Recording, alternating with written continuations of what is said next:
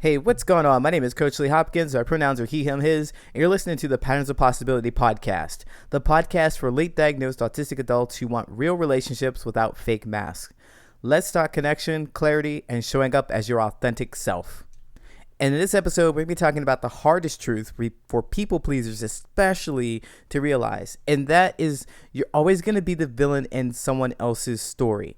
There are going to be some people out there who are just committed to misunderstanding you, disrespecting you, disregarding you, and there is absolutely nothing that you can do to change their mind.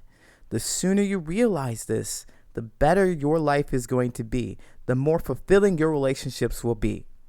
Let's talk about what we can do to release ourselves from the idea that we have to be liked by everybody. Are you ready? Let's go.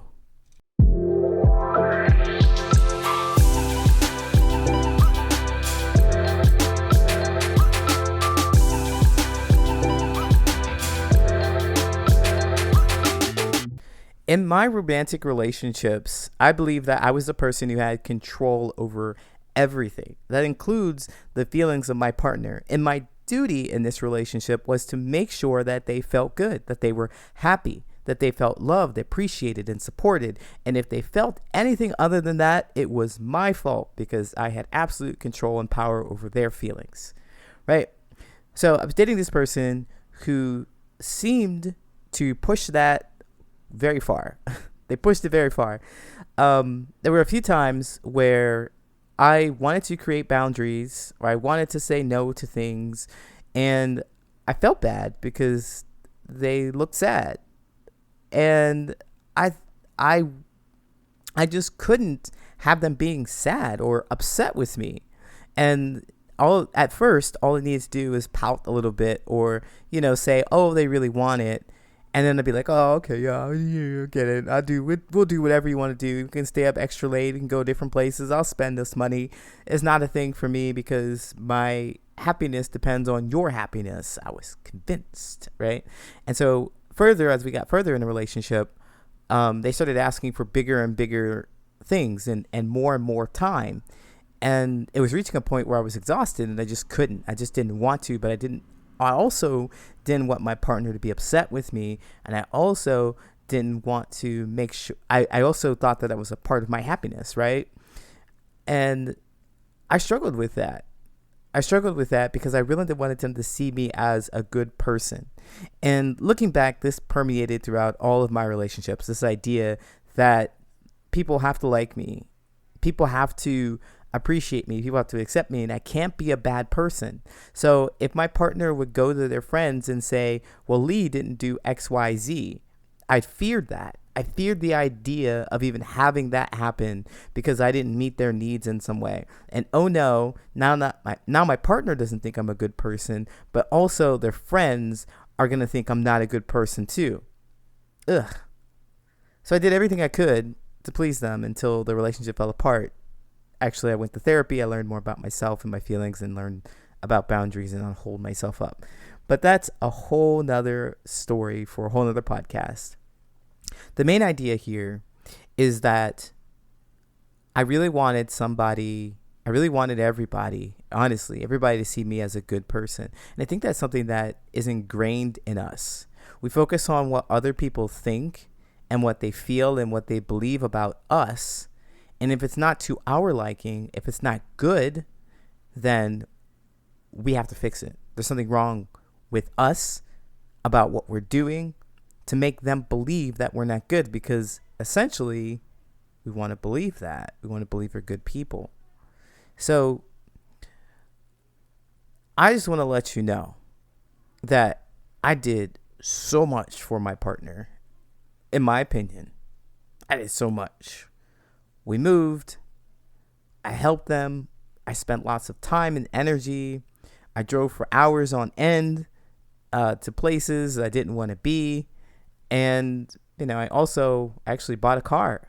I thought that's kind of funny, but I bought a car because they said I needed one, and I did. Yeah, so I did that. Big people pleaser here. I was a big people pleaser, and I thought making them happy would make me a good person, and then all would be right. But But no matter what I did, there was always something wrong. There's always something to be misunderstood.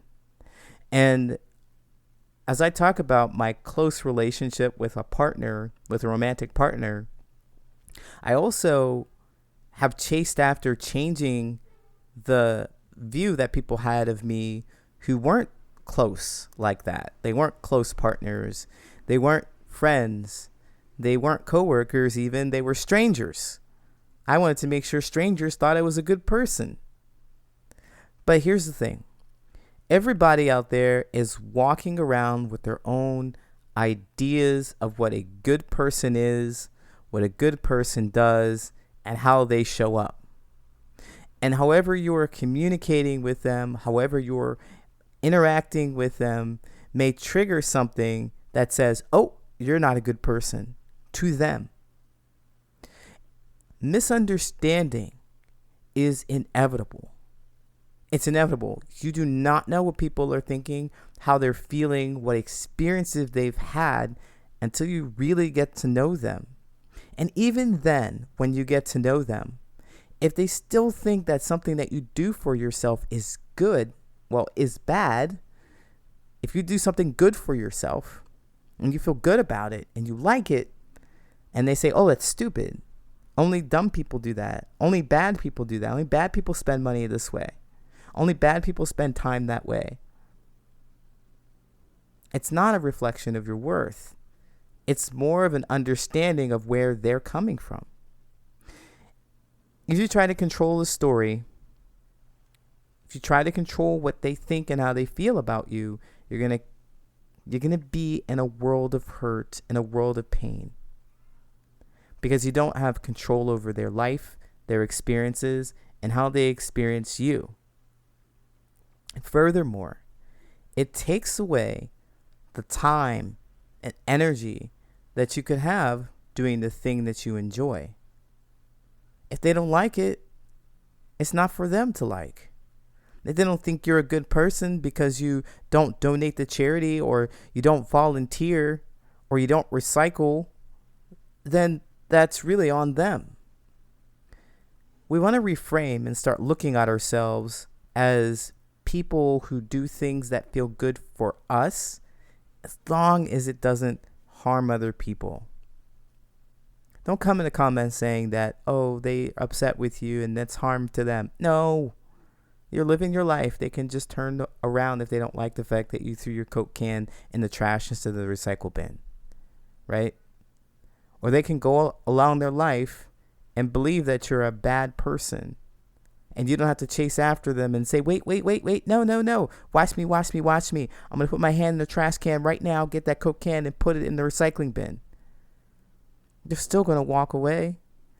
It's likely that even if you did something like that, even if you backtrack to show them that you're aligned with what they believe, the very next thought, and I'm speaking from my own personal experience, the very next thought is that, well, you're a fake person now because you're not living in your authenticity. You just did that because I wanted you to do that. You didn't do it because you wanted to do that. You're still a bad person. Ew. Do you see how it's just a waste of your time and energy? Enjoying your own life? Enjoying your own things? So with this being said, the main point is that there is nothing that you can do to change somebody's mind. They will observe you. They will reflect on their own experiences, their own beliefs and biases if they're conscious. And they will make a decision for themselves.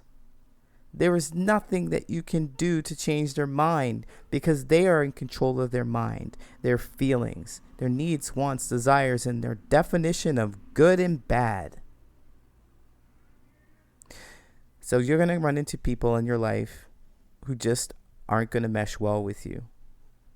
You're going to start unmasking and you're going to feel like you want to do what you want to do. You're going to feel your own feelings and people are going to judge you for it. At this point, if they're close to you, if they're your friends, if they're your family members, if they're your coworkers, they're going to have to practice releasing the expectations releasing the relationship in some cases. If they are your romantic partner and you've been with them for years, it may be hard for them to accept the new you, the more authentic person that you are. They may say, I don't like this person. You're not a good person. But now the difference is you're not tempted to perform the goodness that they think you want, that you should be. So, how do you identify these kinds of relationships with your friends, your family, your coworkers? Well, here are 3 things to look for. 1, you feel like you're constantly changing yourself around them. You went back to get the Coke can out of the trash. 2, they only reach out when they need something or want to vent, right? Because they know that you're a good person and you're going to listen. They're not really seeing you as anything else.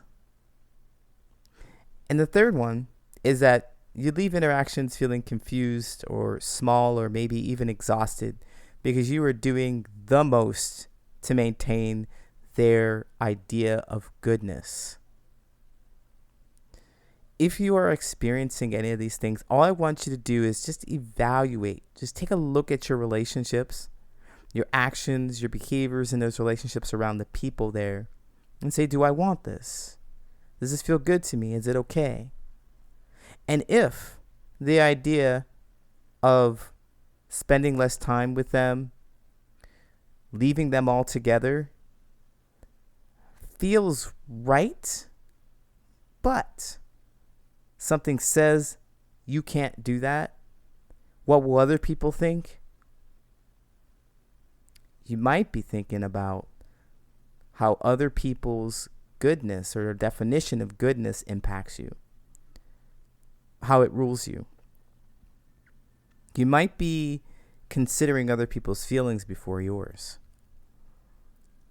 And I can tell you from personal experience that really doesn't lead to any kind of fulfillment. Because people are fickle. There are billions of people on this planet, and you can't please everyone. You can't. So consider, if you're in those kinds of relationships, asking yourself, what do you want? What would you prefer to do? What is your definition of good, and do you meet those standards? That's the self-love. That's the work. And if you're still a little hesitant about letting people go because it seems so harsh, think about outgrowing and discarding versus discarding people. Because when you outgrow people, you have changed. Your values do no longer align. That doesn't mean that you're wrong. It doesn't mean that they're a bad person either. It just means you've changed a bit and your values aren't aligned. You outgrow, and it's natural for you to do so. Versus discarding. So when you discard somebody, in my opinion, this is what it looks like. You just throw all of your experiences with them in the trash, in the garbage. They meant nothing to you. They are nothing to you. You do not acknowledge the good times, the growth that you had from that relationship. When you outgrow, you know that it has served a purpose for you and has changed in a way that no longer serves you. When you're discarding, you're not even considering the growth and the experiences that you've had from that relationship. So maybe you outgrow your relationships. Maybe it feels better to say that instead of you're discarding them, because they did mean something to you. Acknowledge that, and it'll make it a lot easier for you to move forward. You don't need to be everybody's hero. In fact, you just can't, because there are a lot of people out there who just don't know what they want. And even if they did know what they want, you may not be the person they want it from. You can't be everybody's hero. Hey, real quick, I've got a special gift for you. If something in this episode resonated with you and you want to talk through it with someone who gets it, I'm opening up 5 free 1-hour consultations this month.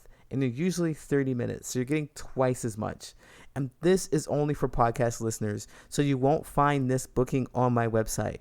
Once these 5 spots are gone, they are gone. So book yours using the link in the description. Now let's do the listener letters. If you have a question about your family, friends, business, coworkers, anything that goes on with your relationships, you can write me at patternsofpossibility@gmail.com. This person writes, a friend can't be happy for me. I'm really torn on how to deal with the situation because I want to be understanding, but this is also negatively impacting my mental health. So any advice is great. Good. I have a longtime friend who only seems to want to talk to me when I'm having a bad time. I've been through some really difficult things in my life, and she's been there for me. At these times, there have been great things going on for her, great job, getting married, and I truly feel like I was supportive and happy for her and did everything to celebrate her. Now the tables have turned, and she's having a difficult time, and my luck, quote luck, is turning around. I recently got married, and having struggled with infertility, I'm now pregnant. I went to see her face to face to tell her the good news, but she has been avoiding seeing me or calling me, so I had no choice but to text her. She gave me an abrupt response and said, I knew things would work out for you anyway. They always do.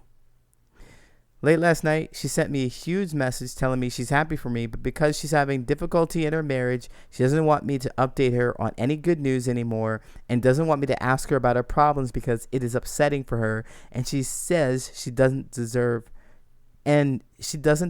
what is happening to her.